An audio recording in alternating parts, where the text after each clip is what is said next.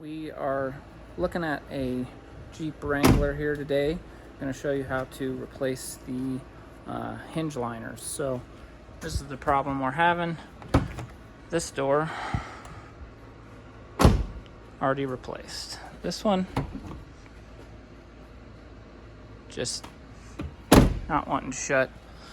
One of the ones I replaced on the other side was even worse, but you can see here the stock liner starting to rip out, causing some issues, not making it want to shut real good. So first of all, we're going to take off our door. So the bolt on the bottom of the hinges here is a T50, Torx 50. Then you're going to go inside here and pull this off. You're going to undo your plug here and pull your little hinge strap thing out of there. Then we're going to take the door off. All right, I was going to cut to showing how to get those liners out, but I'm having a problem getting this door off. This happened to the other side where the liners were really bad too, but you're going to have to kind of swing the door back and forth while also lifting up. And it might take quite a bit before it finally loosens up, but then you'll eventually get that door off of there. These are going to be hard to take off, so even if they're not hard to take off, definitely recommend hitting both of those with a little bit. Maybe try and go from underneath as well. Sorry about the filming. I do not have a tripod today, so let that soak in a little bit. Then we're going to come back, hit that with this tool. Comes with the kit here. You're going to stick this up from the underside like that and hammer the bottom. Going to see if we get any sort of movement here. If we don't, then I show you what our next step is. As I suspected, hammering from the back or underneath did nothing. So what you're going to do next is, it's a little bit hard to see if it'll focus here, but you're looking for this liner.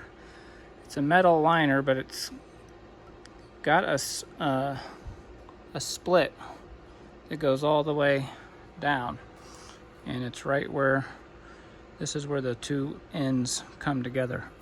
So you're going to take a screwdriver here, flathead, put it right there on that liner, and hammer that in from both sides, and then you can work your way all the way around. It's going to end up looking kind of like this.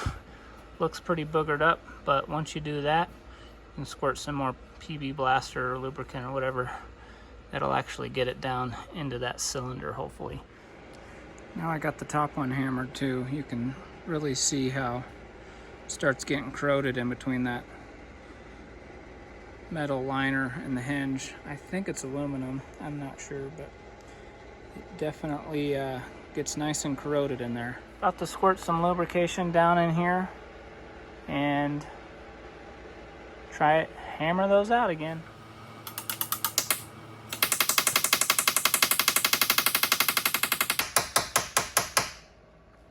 Got movement.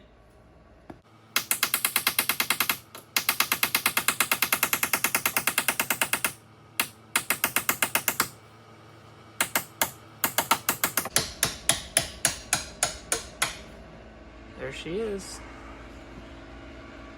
Nice and corroded. Oh, nice. Sometimes these pins don't fall out, so you might have to get a screwdriver or punch or something and hit that out from the bottom. But there you go. That is one corroded liner. Some new plastic liners. And before I put that in, I'll show you what I'm gonna do. All right, here's what we're gonna do before we put these new liners in. I've sprayed a bunch of lube on this. Just gonna run this down the hinge here. Mostly just to get all that gunk and shit out from that old hinge. Now it's looking pretty nice in there. I'm gonna do that to the other one. And then before I put the door back on, coming over here, just gonna get all the shit off of that too. So that we know we got some pretty fresh stuff going back on. Throw this door back on, I'll show you the difference.